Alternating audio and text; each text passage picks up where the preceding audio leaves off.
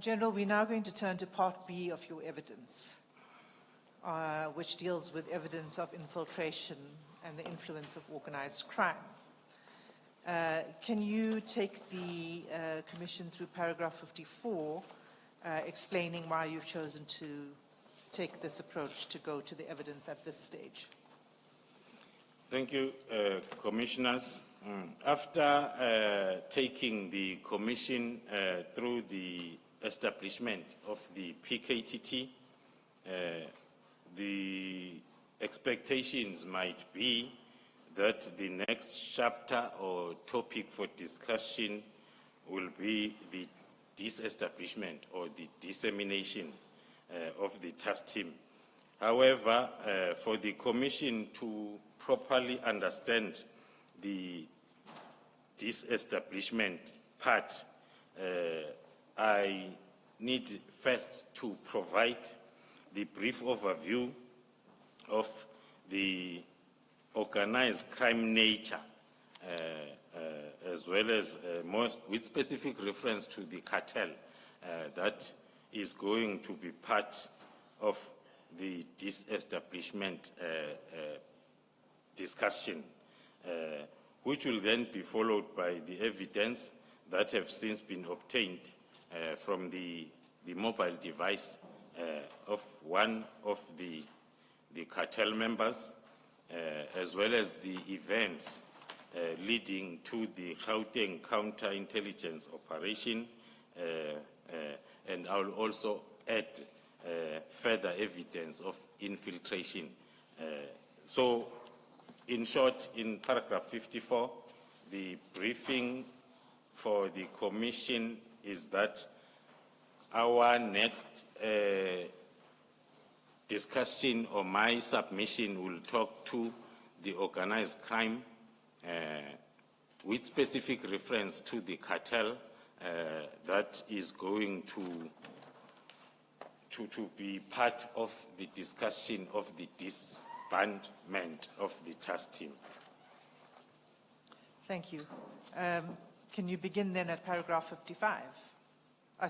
56. Thank you, Commissioners. In short, under the cartel structure, subparagraph 1 is summing up the status level and the standard of organized crime cartels in our country. As we are all aware that organized crime is a growing and significant threat to the national security of the country and also the prosperity of our economic prosperity as a country. So the crime syndicates, which are below the level of cartels, are increasing their network that then will be based at local level up to the international stage. Amongst these cartels, which are made up of different syndicates, there is one identified in the country known as Big Five, which have since been identified as being very sophisticated, and it has got widespread influence, and it's involved in a broad spectrum of their illicit activities. The structure and the leadership of the particular cartel that will dominate my current testimony is believed to be having its head office in Gauteng for obvious reasons. Gauteng is the economic powerhouse of the country, and then with syndicates and groupings or the capability of the same cartel to operate throughout the country. That is the currently identified structure and leadership of the cartel. As we... Just pause there for a moment, just so that we are on the same page. What is your understanding of a cartel as opposed to a dictionary definition of a cartel? When you talk about a cartel, what are you talking about? A cartel, thank you, Commissioners. A cartel is a group of highly sophisticated criminals that will come together in a form of an enterprise, coming with different skills and expertise, including experience,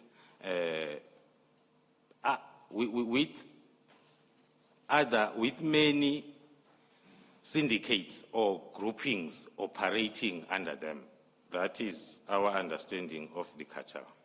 So when you refer to the Big Five, are you referring to Big Five cartels or Big Five individuals who are part of the cartel? Big Five individuals that are part of one cartel, as shown in the next, as shown in the same paragraph 57, last part. So this schematic that you're referring to at the end of paragraph 57 depicts a cartel? Yes. That's correct, Commissioners. Okay, you can, and I think you want to describe this schematic, so can you take the Commissioners through that? The currently identified cartel, known as Big Five, is having a structure as reflected, with the main commodity being drugs, and then there are other illicit activities that I will touch.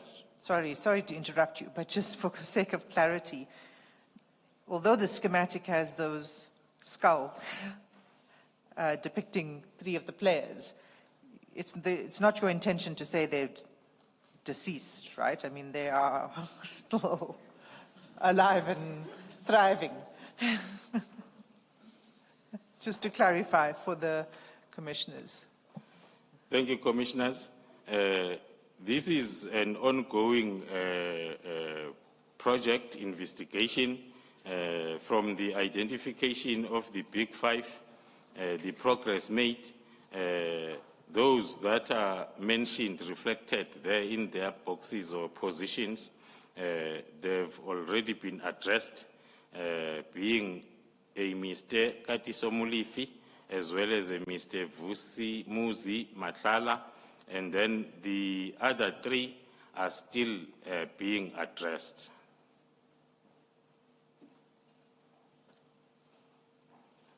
So the reason for the skulls is because you can't name those individuals at this point. That is correct, Commissioners. Well, not in public. That is correct, Commissioners. Thank you. You may continue. A high-level exposition of a cartel will then start, will continue from paragraph 58 with the characteristic that the cartel will always have a leader who will be leading the organization, of course, with a very firm grip, supported by the core leadership that are also heading their various departments, and also having specific specialization fields in terms of sustaining the operations of the cartel. The syndicate, which are operational units of the cartel, they consist typically of between 10 and 12 members that are recruited based on their more especially their experience in terms of dealing with one of the commodities that the cartel is specializing on. And what are the commodities? Can you give some examples of those commodities? The main commodity of the cartel in question is illicit drug trafficking nationally and internationally, which is then coupled with contract killings that are associated then with the drug trafficking processes, and the other commodity is cross-border vehicle hijacking, as well as kidnappings, tender frauding, and also the extortions that are mainly related to drug trafficking. Extortions, they are mainly at the business areas of the cartel. Thank you. You at paragraph 60. Then moving on to the political and social connections. The Big Five has already penetrated the political sphere, and there are documented cases of high-profile connections in the political arena, senior politicians alleged to be complicit and/or willfully blind to the syndicate operations. General, you say it's one of their hallmark features that they have penetrated the political sphere. Is this unique to the Big Five, this penetration into the political spheres? It is a normal characteristic of a cartel, but then this cartel being under investigation, there are already documented cases that are talking to that. Thank you. Then in paragraph 61, you deal with the criminal activities. You've already given us a sense of this from your description of commodities. So if you could just summarize paragraph 61. Thank you, Commissioners. The list under paragraph 61 from point 1 up to point 5, they talk to the areas of specialization for this cartel that I've touched on. The only maybe ones that I can still refer to, it's the fraud and financial crimes, with specific reference there to money laundering, because as we move on, we will see that it's either prior to you being at a particular level of the cartel, you must have some sort of a business person stature, so as then the financial crimes, including money laundering, can then be possible as part of the process of the syndicate. And you highlight in this list again the use of public procurement and tender systems. Thank you, Commissioners. It is another commodity that is found within this cartel, as I reflected on the illustration picture, that some of the criminal activities are related to the tender frauding so as then maybe that tender frauding, it talks to public procurement and tender system, which will then talk to illegal procurement of contracts, targeting then the state funds. So as either the illicit money can then be laundered or also to fund the illegal operations by the cartel. Thank you. Returning to membership. Yeah, maybe the last one that I can touch on is the cash in transit or ATM bombings. The syndicates attached to the cartel, this criminal activity is used as a quick cash flow exercise for the cartel in case then there are hiccups with the main criminal activity that the cartel is specializing on. Thank you. You then deal with the membership, and you describe five characteristics of membership. Can you explain briefly those 5 characteristics to the Commission? Without maybe getting into finer details, Commissioners, I will then reflect on those 5 membership characteristics in terms of this cartel.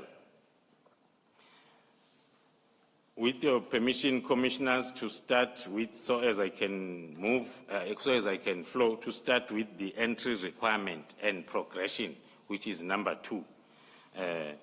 The individual who meets the criteria, reflecting the experience and loyalty, as well as the utility within the organization.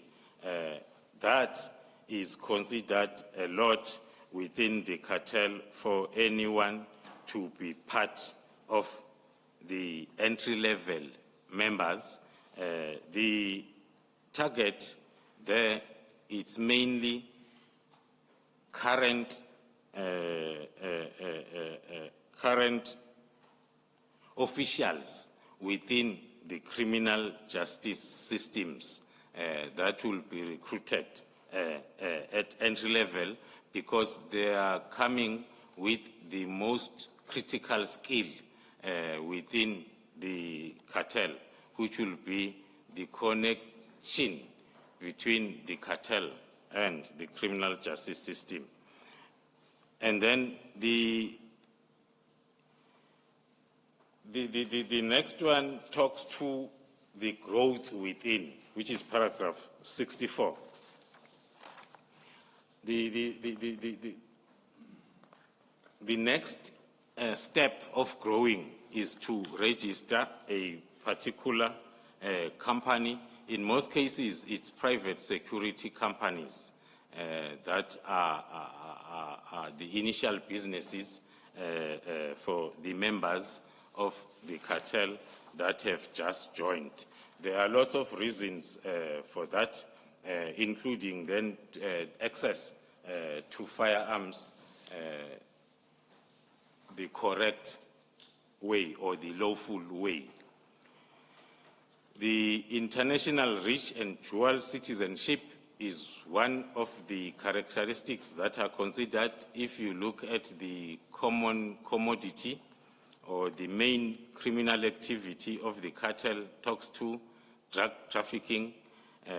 Then the syndicate members have to have ability to move within the borders of the different countries in order to be of service to the cartel. The value proposition and organizational influence. This characteristic is talking to the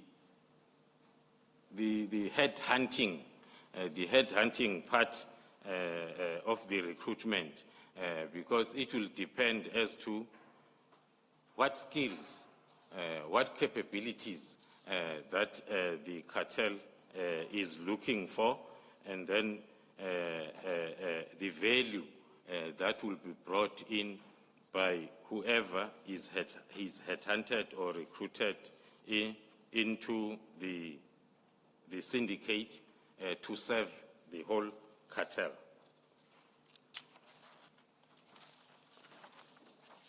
And the final characteristic on internal structure. The internal structure and ongoing roles. Within the cartel, as I have explained, that it's operating nationally. And then membership there is not static. Syndicates maintain a network that includes actively participating or retiring from the cartel, but still rendering services to the cartel, more especially playing the roles of deal brokers, advisors, as well as informants for the cartel. The most important thing in this cartel, they value loyalty, common history, as well as proven capability, more especially to influence the investigations and prosecutions of incidents involving the cartel members.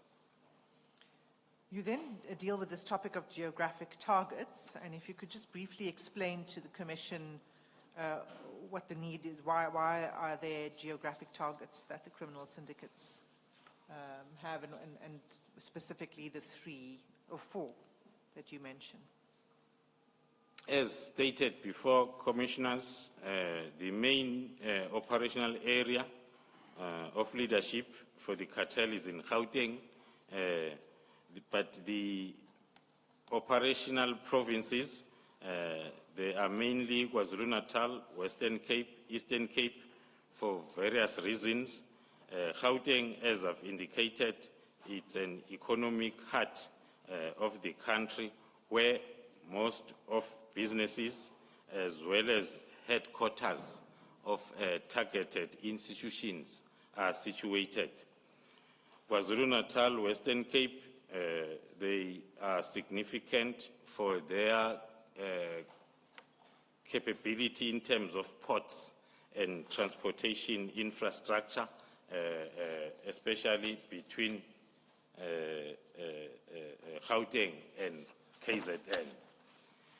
The Eastern Cape, which is not so dominant in terms of economy, but then it's targeted because it makes it easier to expand the movement between Western Cape, Gauteng, and KwaZulu-Natal. Thank you. Then from paragraph 71 to 75, you describe the modus operandi in some detail, but could you summarize that for the Commission, please? Thank you, Commissioners. The modus operandi, to summarize it,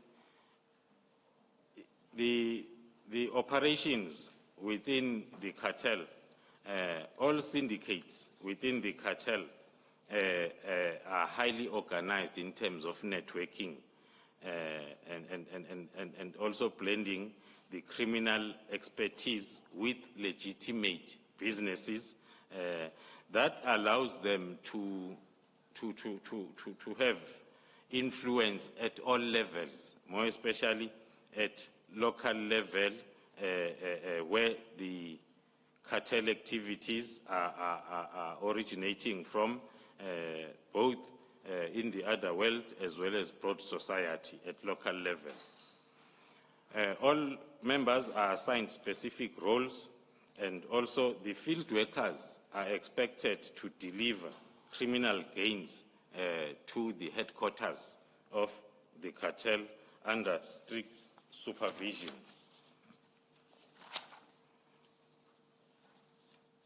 The cartel operates not differently from normal employment in terms of the members receiving regular income for financial stability, which is a competition for the normal employment channels or environments that we have in the country.